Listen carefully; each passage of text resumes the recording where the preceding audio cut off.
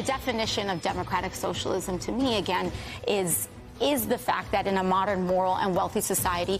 This is Alexandria Ocasio-Cortez, and she does not understand the definition of the word definition. The definition of democratic socialism to me, again, is the fact that in a modern, moral, and wealthy society, no American should be too poor to live, and to me, that means every working-class American in this country should have access to dignified health care, should actually be able to see a doctor without going broke. It means you should be able to send your kids to college and trade school if they so choose, and no person should feel precarious or unstable in their access to housing as our economy develops. This is transgendered, transracial Anton Chigurh.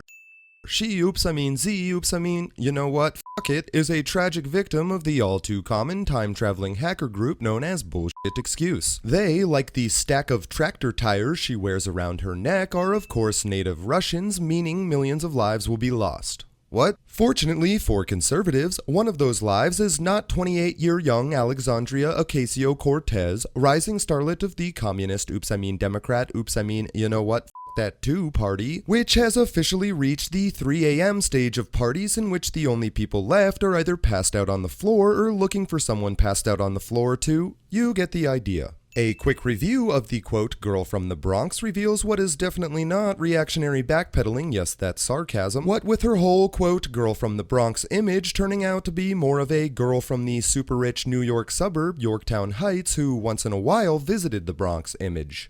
Ocasio-Cortez's claims to fame include being able to afford Boston University's $70,000 a year undergraduate program and being the Ted Kennedy intern that he didn't leave to die in a lake.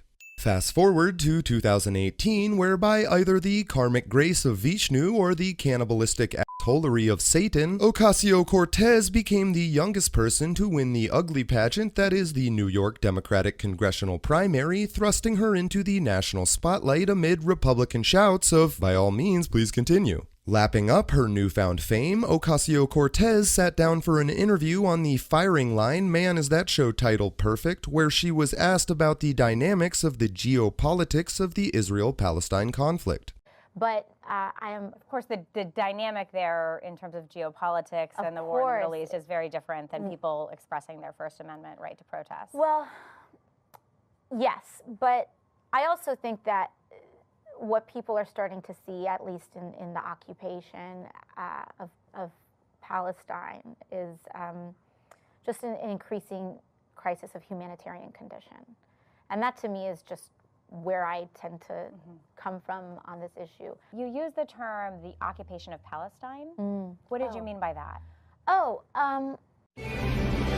Despite the question containing 2 words she doesn't understand, definitions, am I right? The definition of democratic socialism to me, again, is...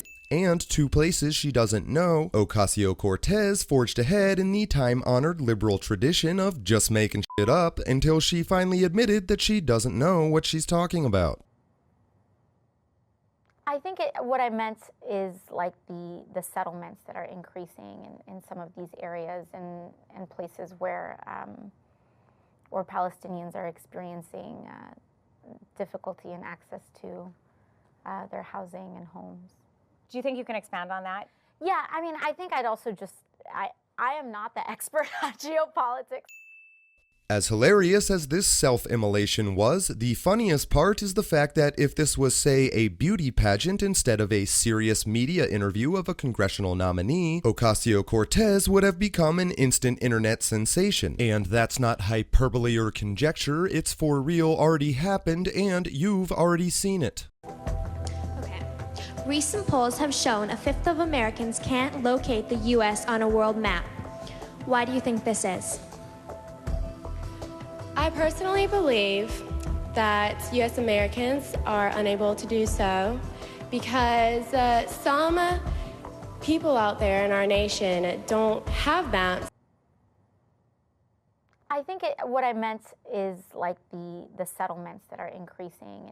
And I believe that our education, like such as in South Africa and the Iraq, everywhere like such as. In some of these areas and places where Palestinians are experiencing difficulty in access to And I believe that they should, our education over here in the U.S. should help the U.S. or should help South Africa. Their housing and homes. Do you think you can expand on that? And should help the Iraq and the Asian countries, so we will be able to build up our future for our children. Thank you very much, South Carolina. Here's to wishing Democrat Alexandria Ocasio-Cortez much success in representing the state of New York. Every conservative on the planet is rooting for you. Her victory is sparking the perennial political media debate about the future of the Democratic Party. That's it for today. I'm John Ward, and remember, you're a world champion. Don't let your memes be dreams.